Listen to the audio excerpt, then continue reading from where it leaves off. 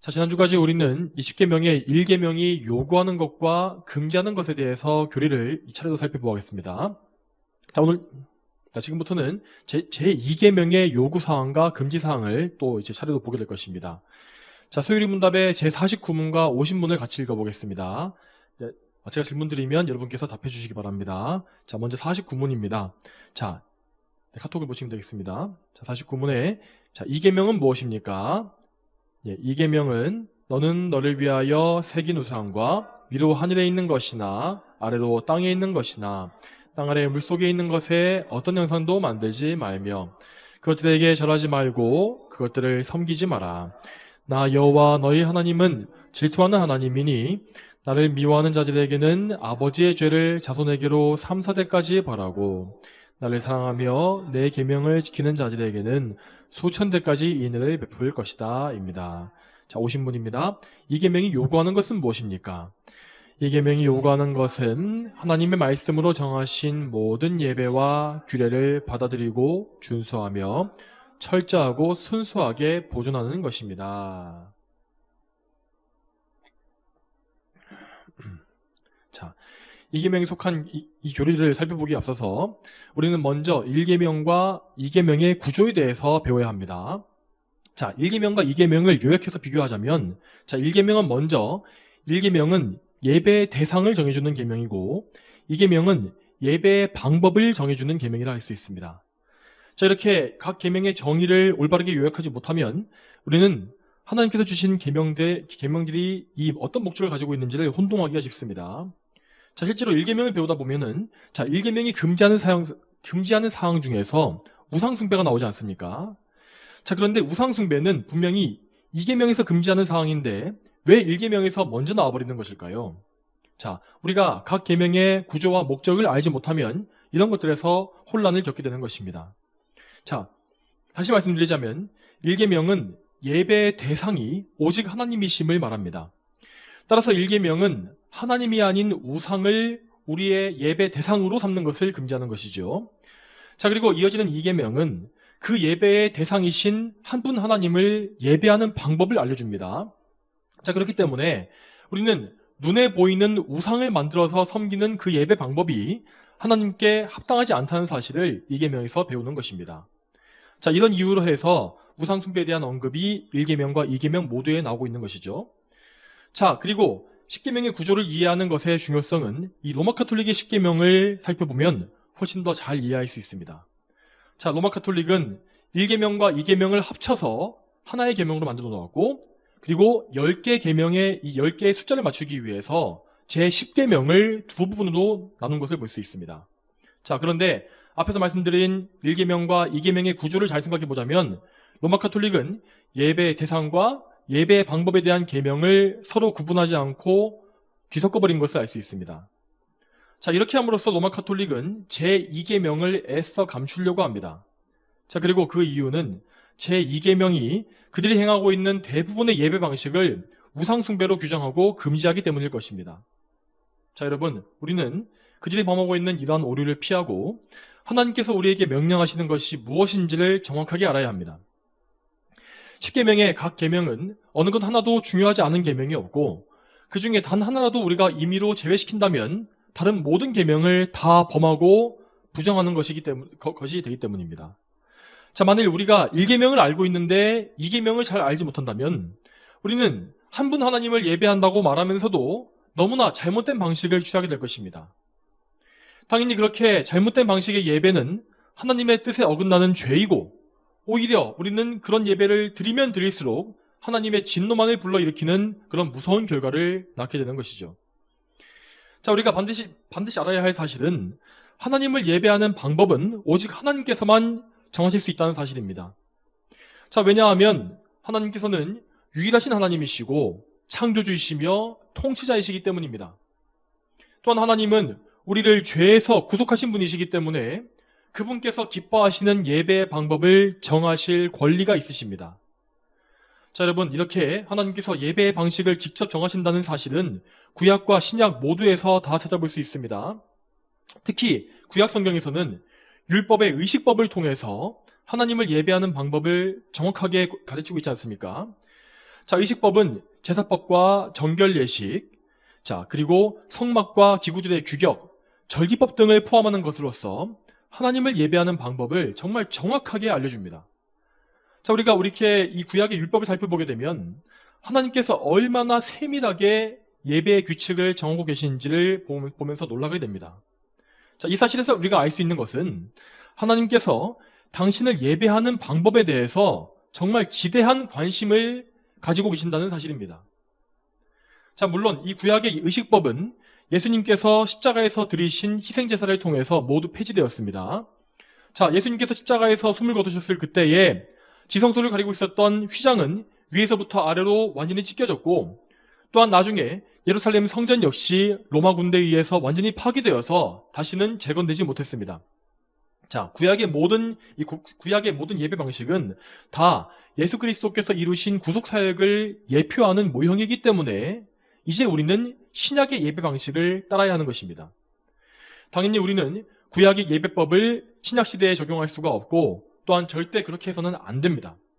자, 이제 우리는 주님의 몸된 교회에 속해서 예수 그리스도를 통하여 하나님을 예배하는 신약의 질서, 이 은혜의 율법 안에 살고 있습니다. 우리는 복음 안에서 참된 자유를 누리게 되며 이 구약의 율법의 어떤 정죄나 저주에서는 벗어나게 되었습니다. 자, 그런데 여러분, 이러한 신약의 배경 때문에 이 흔히 착각하는 것이 있는데, 자, 그것은 우리가 예배의 방법을 자유롭게 택할 수 있다라고 하는 착각입니다. 여러분, 그렇지만 구약의 율법, 의식법은 폐지되었을지라도 여전히 도덕법인 십계명은 우리의 규범으로 남아있다는 사실을 늘 명심하시기 바랍니다. 십계명의 2계명은 분명히 우리에게 올바른 성경적 예배 방법을 순종할 것을 요구하며 그 예배의 방법은 분명히 신약 성경에도 계시되어 있습니다.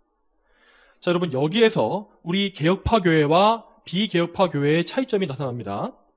자, 우리 개혁파 교회는 제2계명의 원리에 따라서 오직 성경에 기록되어 있는, 계시되어 있는 예배 방식과 요소만을 취하고 따릅니다.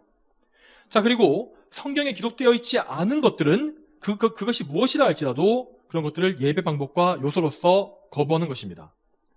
반면에 우리 개혁파를 제외한 다른 교회들은 완전히 다른 예배론을 나누고 있습니다. 자, 그들은 오직 성경에서 명백히 금지하는 예배 방식만을 거부하면 된다고 생각합니다. 다시 말해서 성경에서 따로 콕 집어서 금지하지 않고 있는 예배 요소는 상황에 따라서 취할 수 있다라고 주장하는 것입니다. 여러분, 이것은 큰 차이가 아닌 것처럼 보이지만 사실 매우 중대한 차이입니다. 자, 성경에 금지되지 않은 방식을 취할 수 있다고 주장하는 것은 일반적인 복음주의 개신교 외에도 로마 카톨릭이나 정교회 등도 똑같습니다. 자, 여러분, 이러한 잘못된 예배론을 따른 결과로서 카톨릭의 예배가 어떻게 변질되어 갔습니까? 대표적으로 그들은 마리아의 우상 형상을 만들어서 거기에 경의를 표하는데, 이는 성경에서 마리아 형상을 만들지 말라고 기록하지 않았기 때문입니다.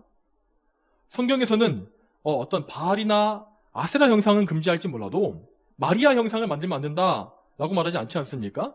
그렇기 때문에 그런 것들만, 성경에서 말씀하신 것들만 금하면 된다는 것이 그들의 논리인 것입니다.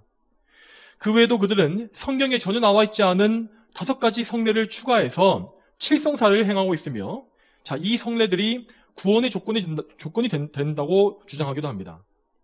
자, 이런 것은 가장 극단적인 예시이지만 우리 일반적인 개신교회에서 드리는 예배에서도 이 계명을 범하는 예배 방식은 너무나 많이 드러나고 있습니다.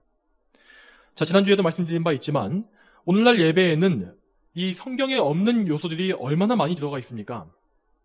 자, 장엄한 분위기를 내기 위한 이 파이프 오르간 이런 것부터 시작해서 대규모의 오케스트라와 성가대를 집어넣고, 또한 이 청년들을 위한 예배에서는 온갖 전자악기와 워십 댄스와 드라마, 세속음악 등을 남발하고 있습니다. 자, 여러분, 이런 예배 요소들은 자, 무슨 핑계를 댈지라도 다 사람의 취향과 기호에 따라서 예배에 도입한 것들이고 결국 하나님과는 관계가 없이 오직 사람을 만족시키기 위한 요소라고 할 수 있습니다. 여러분, 이 종교개혁을 통해서 탄생한 우리 개신교회에서는 사람의 오감을 자극하기 위한 온갖 예배 요소들이 애초에 없었습니다.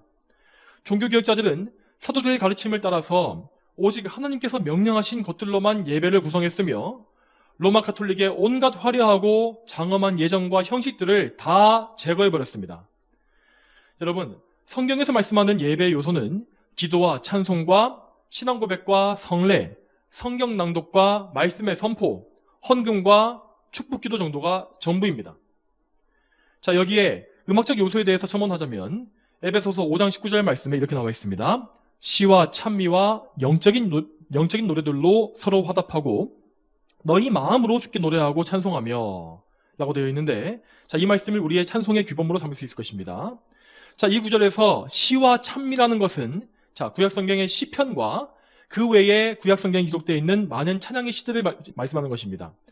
자, 그리고 영적인 노래라는 것은 바른 교리와 영적 원리를 풍성하게 담은 성경적인 찬송곡을 의미합니다. 자, 성경은 분명히 우리의 찬송이 영적인 노래여야 한다라고 말씀하십니다. 자, 그러므로 육적인 목적으로 만들어진 대중음악의 형식을 그대로 차용한 CCM과 복음성과 같은 것들은 찬송곡에 부적합하다는 사실을 우리는 반드시 알아야 합니다. 자, 여러분, 그렇다면 성경적인 예배라는 것은 얼마나 단순하고 간결한 것이 되겠습니까? 자, 철저히 성경적인 예배 방식은 이 오늘날의 현대교회의 기준으로 보았을 때 대단히 따분해 보일 것입니다. 그래서 일반적인 어떤 그런 대중적인 교회 분위기에 익숙한 분들이 개혁교회에 오시게 되면 도대체 왜 이렇게 예배가 지루하고 재미가 없냐고 불평하시는 것을 우리는 자주 볼 수 있습니다. 자, 여러분, 그러면 왜 우리는 이런 사람들의 불평을 감수하고서라도 모든 예배의 방식에 있어서 철저히 하나님의 말씀만을 따라야 하는 것일까요? 그 첫 번째 이유는 앞에서 말씀드린 바와 같이 하나님께 그러한 권리가 있으시기 때문입니다. 하나님은 그분을 사랑하는 방법을 계명에 분명히 정해놓으셨으며 당연히 그분을 예배하는 방법 역시 성경에서 정해놓으셨습니다. 여러분, 그분의 작은 피조물에 불과한 우리가 어떻게 감히 하나님의 뜻을 거역하고 우리 마음대로 그분을 예배할 수 있겠습니까? 우리는 반드시 먼저 이 사실을 알아야 합니다.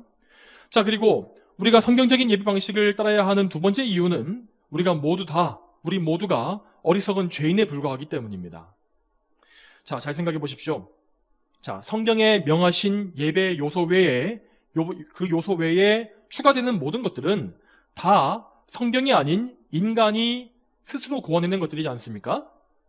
자, 여러분, 어떤 사람이 자기 생각으로 만들어낸 것으로 하나님을 예배할 수 있다고 그렇게 생각한다면 지금 그 사람은 자신의 본성이 얼마나 타락하고 부패한지를 전혀 모르고 있는 것입니다. 창세기 6장 5절 말씀에 이렇게 나와 있습니다. 여호와께서 그 땅에 사람의 죄악이 많고 그 마음에 생각하는 모든 계획이 항상 악하기만 하는 것을 보셨다. 또한 예레미야 17장 9절 말씀에서도 만물보다 거짓되고 부패한 것은 마음이니 누가 이것을 알겠느냐라고 나와 있지 않습니까? 자, 여러분, 이처럼 죄인은 그 마음속이 온통 부패하고 악하기 때문에 그 마음속에서 나오는 모든 것 역시 악할 수밖에 없다는 것입니다. 따라서 죄인이 하나님의 계명의 울타리를 벗어나서 행하는 모든 것에는 그 마음속에 이 더러운 악한 오물이 묻어나오게 되어 있는 것이죠. 자, 여러분, 그렇지만 죄인은 그 타락한 본성 때문에 자신이 마음먹은 대로 자기 마음대로 하나님을 예배할 수 있다고 망상을 합니다. 자, 옛적에 가인이 그런 생각을 가지고서 하나님을 마음대로 예배하지 않았습니까? 그는 짐승을 잡아서 피 흘려드리는 제사 방법을 완전히 무시해버렸고 자기 마음대로 피가 없는 제사를 드렸습니다. 자, 그렇지만 그 결과가 무엇이었습니까? 하나님은 아벨의 제사는 받아주셨지만 가인의 제사는 받지 않으셨습니다. 자, 여러분, 분명히 가인은 자기가 정말 피땀 흘려서 정성껏 농사지은 땅의 열매로서 하나님을 예배했습니다. 그렇지만 그가 제 아무리 정성을 다했다 할지라도 그 정성 자체로서는 아무 의미가 없었던 것입니다. 여러분, 사람의 정성과 사랑은 반드시 하나님께서 명하신 바른 예배 방법과 함께 가야 합니다. 하나님의 계명에 불순종하는 정성은 하나님 보시기에 죄악되고 더러운 것에 불과하다는 사실을 여러분 반드시 아셔야 합니다. 여러분, 이렇게 우리는 항상 겸손하게 하나님의 말씀에만 순종하는 방법을 배워가야 합니다. 우리의 예배를 돌아보고 우리의 예배에 하나님께서 명령하지 않으신 요소가 무언가가 포함되어 있지 않은지를 늘 생각해야 합니다. 그렇게 함으로써 우리는 지상에서의 우리의 예배를 계속해서 개혁해 나가야만 하는 것입니다. 자, 또한 우리가 따라야 할 바른 예배의 모범은 종교개혁의 유산을 이어받은 개혁파 교회로 이어져 내려왔습니다. 자, 그러므로 우리는 역사적인 신앙 고백과 정통 교리를 따름으로써 최대한 우리의 예배에서 오류를 피하고 하나님의 뜻에 합당한 예배를 드리기 위해 힘쓸 수 있어야 하는 것입니다. 자, 여러분, 그렇지만 물론 우리 개혁파 교회들이 빠지기 쉬운 오류가 있는 것도 사실입니다. 자, 우리는 예배의 간결성과 교리적인 명확성을 너무나 중시한 나머지, 그것만 중시하다 보니까 예배를 차갑고 무미건조하게 드리게 될 가능성이 매우 큽니다. 하지만 여러분, 예배는 하나님에 대한 뜨거운 사랑과 열심을 반드시 그 기초로 해야 하는 것입니다. 우리가 오늘 살펴보았던 제2계명의 마지막 부분에 그 부분을 보게 되면 나를 사랑하며 내 계명을 지키는 자들에게는 라는 말씀이 나오지 않습니까? 이처럼 우리는 하나님을 참되게 사랑하는 마음을 가지고서 예배에 임해야 하는 것입니다. 여러분, 우리는 예배를 드리는 우리의 중심이 어떠한지를 잘 생각해 보아야 합니다. 예배에서 중요한 것은 어떤 외적인 형식만이 아닙니다. 우리는 예배의 성경적인 형식을 중시하는 가운데에서 예배를 드리는 우리의 마음 역시 어떠한지를 늘 점검해 보아야 하는 것입니다. 시편 51편 6절 말씀에 주께서는 중심에 있는 진실을 기뻐하시고 라고 말씀하셨고, 또한 신약성경의 요한복음 4장 24절 말씀에서도 하나님은 영이심으로 그분께 예배하는 자들은 영과 진리로 예배해야 한다 라고 하시지 않았습니까? 자, 우리 예수님께서는 분명히 영과 진리 이 두 가지 요소를 모두 다 예배에서 강조하셨습니다. 자, 여기에서 영으로 드리는 예배라는 것이 바로 우리의 영적인 중심을 말씀하시는 것입니다. 우리가 드리는 예배는 거듭난 영혼을 통해서 우리의 마음과 사랑을 다해 드리는 예배여야 합니다. 절대로 우리의 예배는 차갑거나 냉랭해서는 안 됩니다. 만일 우리의 예배가 우리의 사랑은 없이 오직 형식만 갖추고 있다면 하나님은 우리의 예배를 역겨워하시며 아주 싫어하실 것입니다. 그러므로 여러분, 우리는 예배 중에 항상 우리의 마음속 중심을 살펴보아야 합니다. 여러분, 우리는 예배당으로 나올 때에 하나님께 나아간다고 하는 기대감을 가지고 있습니까? 또한 우리는 예배가 시작될 때에 하나님 앞에 지은 우리의 죄를 생각하며 슬퍼하고 아파하는 마음을 가지고 있습니까? 또한 여러분, 우리는 예수 그리스도께 의지함으로써 죄를 깨끗이 용서받는다는 사실을 확신하고 있습니까? 또한 그 대속의 은혜에 깊이 감사하고 있는지요? 그리고 우리는 말씀을 들을 때에도 그 말씀을 하나님의 말씀으로 알고 사모하는 마음을 가집니까? 시편 119편 97절 말씀에 내가 주님의 법을 얼마나 사랑하는지요, 내가 온종일 그것을 묵상하고 있습니까? 라고 했던 이 고백이 우리의 고백이 되고 있습니까? 성도 여러분, 요한복음 4장 23절 말씀에서 하나님께서는 영과 진리로 그분께 예배하는 자들을 찾으신다라고 했습니다. 이 말씀에서 찾으신다라고 나와 있는 이 단어는 정말 마음에 간절히 열망하고 갈망하며 간절히 찾는 것을 의미합니다. 여러분, 이런 표현을 사용하실 정도로 하나님은 그분을 영과 진리로 바르게 예배하는 자들을 귀하게 여기시며 그들을 참으로 기뻐하시는 분이십니다. 여러분, 사실이 그러하다면 우리는 어떻게 해야 하겠습니까? 우리는 참으로 하나님께서 기뻐하시는 예배를 드릴 수 있도록 온 마음과 힘을 다해야 할 것입니다. 우리의 지혜를 짜내어서 성경의 진리를 탐구하고, 그래서 조금 어렵고 번거롭더라도 우리의 예배를 성경대로 개혁하기 위해서 힘써야 합니다. 또한 우리는 우리의 마음이 하나님을 향한 사랑으로 가득 찰 수 있도록 늘 성령님께 도움을 간구해야 합니다. 이 세상을 향한 사랑과 죄에 대한 사랑을 나의 속에서 몰아내 주시고 오직 하나님을 뜨겁게 사랑하는 그런 우리 주님의 마음을 나에게 달라고 간구해야 하는 것입니다. 자, 이렇게 하나님을 온전히 예배하기 위해서 삶을 다 바치는 사람은 그의 예배를 통하여서 하나님을 영화롭게 하는 귀한 삶을 살 수 있을 것입니다. 자, 그리고 이렇게 예배에 성공하는 사람은 그의 삶 전체 역시 이런 공적 예배 이외에 평소의 모든 삶 역시 거룩한 산 제물로 바칠 수 있게 됩니다. 자, 다시 말하면 우리는 이 공적인 예배를 중심으로 해서, 이것을 중심으로 해서 우리의 삶 전체가 다 거룩한 예배가 될 수 있도록 해야 한다는 것입니다. 자, 여러분, 그런데 우리는 이 교리에 대해서 바르게 이해해야 합니다. 자, 여러분, 이 오늘날 기독교에서 유행하는 개념 중에서 어떤 이 삶의 예배라는 개념이 있지 않습니까? 자, 삶의 예배. 자, 이것은 표면적으로 우리의 삶 전체가 하나님 앞에 거룩한 예배가 되어야 한다는 주장이기도 합니다. 자, 그런데 이런 주장을 많이 하는 사람들은 자, 주일 예배를 비롯한 이런 공적 예배와 이 공적 예배와 평소의 삶을 뚜렷하게 구별하지 않는 것을 볼 수 있습니다. 자, 그들은 말하기를 공예배 시간에만 거룩한 삶을 살면 안 된다. 우리의 삶이 다 거룩해져야 한다라고 합니다. 자, 맞는 말입니다. 하지만 이러한 주장은 또다시 문제의 선후를 바꿔버리는 것입니다. 왜냐하면 우리의 거룩한 삶이란 것은 오직 거룩한 예배가 회복될 때에만 가능한 것이기 때문입니다.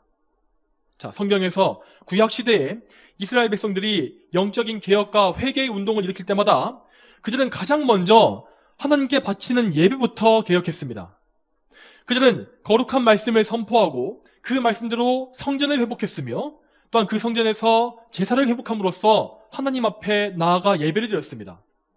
이렇게 거룩한 예배를 회복함을 통하여서 그 예배의 회복을 통해서 이스라엘은 거룩한 삶을 살 수 있었고 그래서 그 삶에서 하나님을 기쁘시게 하는 많은 열매를 맺었다고 나와 있습니다. 여러분, 우리 역시 마찬가지입니다. 우리의 거룩한 삶은 항상 온전한 공적 예배를 전제로 하는 것입니다.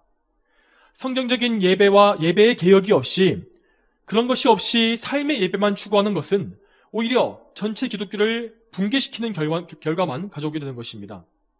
여러분, 하나님을 경외하는 참된 예배가 없이 어떻게 우리의 삶이 바로 설 수 있겠습니까?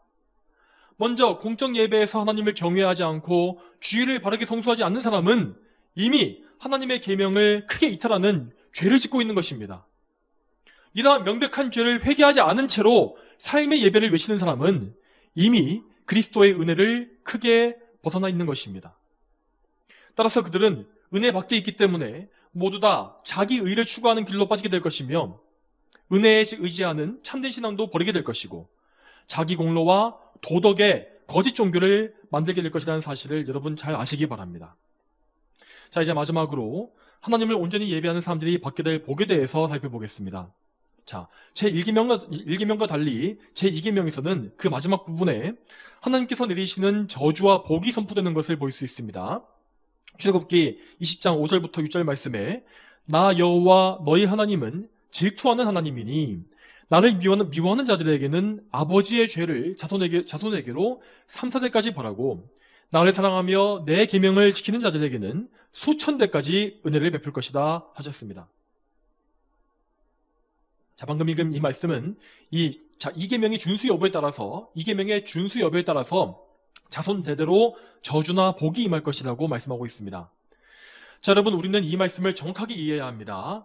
자, 먼저 이 말씀은 부모의 죄 때문에 자식을 벌준다고 하는 그런 연좌제를 의미하는 것이 아닙니다.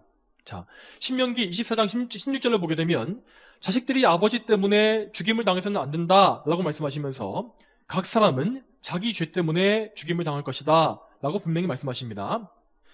자, 그러면 이 말씀은 무슨 의미일까요? 자, 우리 자식들은 그 부모의 행동을 모두 보고 배우지 않습니까? 심지어 자기가 정말 싫어하는 부모의 행동이나 혹은 악한 행동이라 할지라도 이 자식들은 너무나 그것을 쉽게 따라하는 것을 볼 수 있습니다.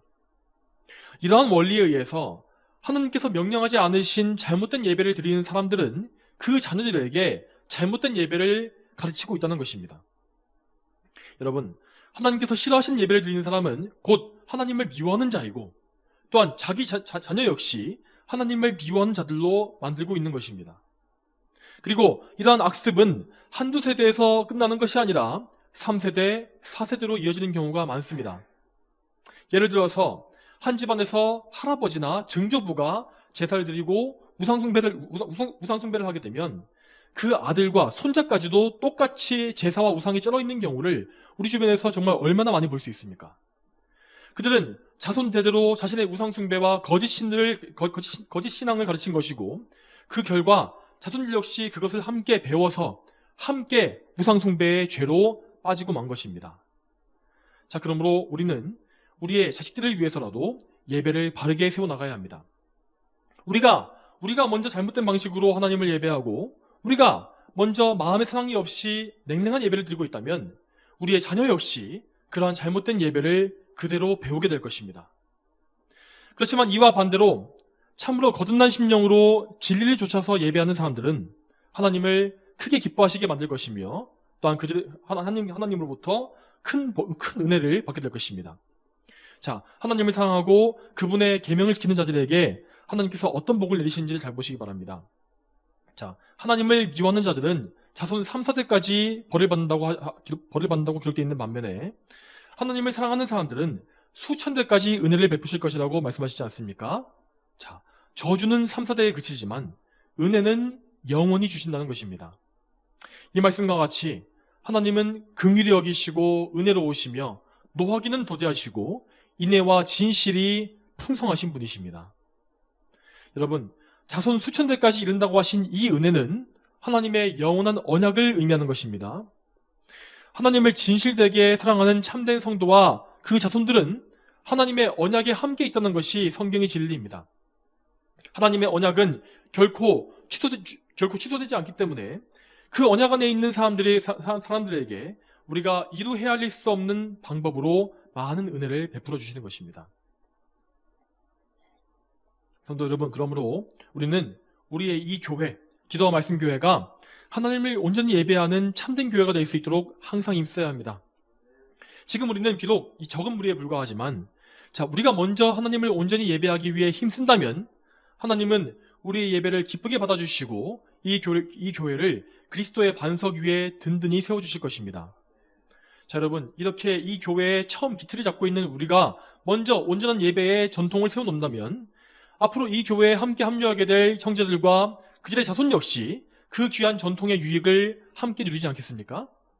자, 그리고 여러분, 혹시 여러분이 자녀에게 바른 예배와 신앙을 가르치지 못하셨다고 할지라도 너무 자책하지 마십시오.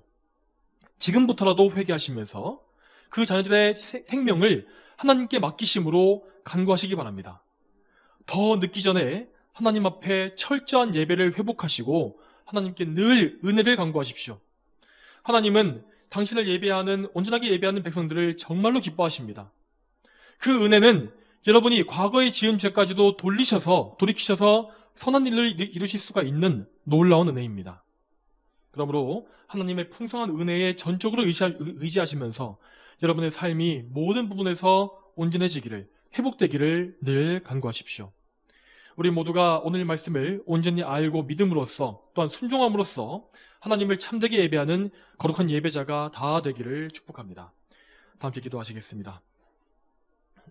하나님 아버지, 오늘도 저희가 10계명의 2계명을 통하여서 하나님을 예배하는 바른 방법이 무엇인지를 배우게 하심에 감사드립니다.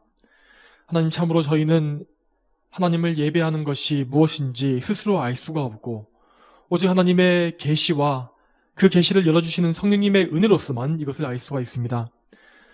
그러므로 하나님, 저희를 불쌍히 여기셔서 저희가 참으로 하나님을 온전하게 예배할 수 있도록 저희에게 예배의 방법을 바르게 알려주시옵소서. 저희에게 성경을 밝히 알려주시고 또한 성경을 바르게 깨닫고 또한 순종할 수 있는 거룩한 사랑의 마음을 주셔서 저희가 정말 주님께서 말씀하신 대로 영과 진리로 하나님을 예배하는 거룩한 예배자가 다 될 수 있도록 주여 인도해 주시기를 간청합니다.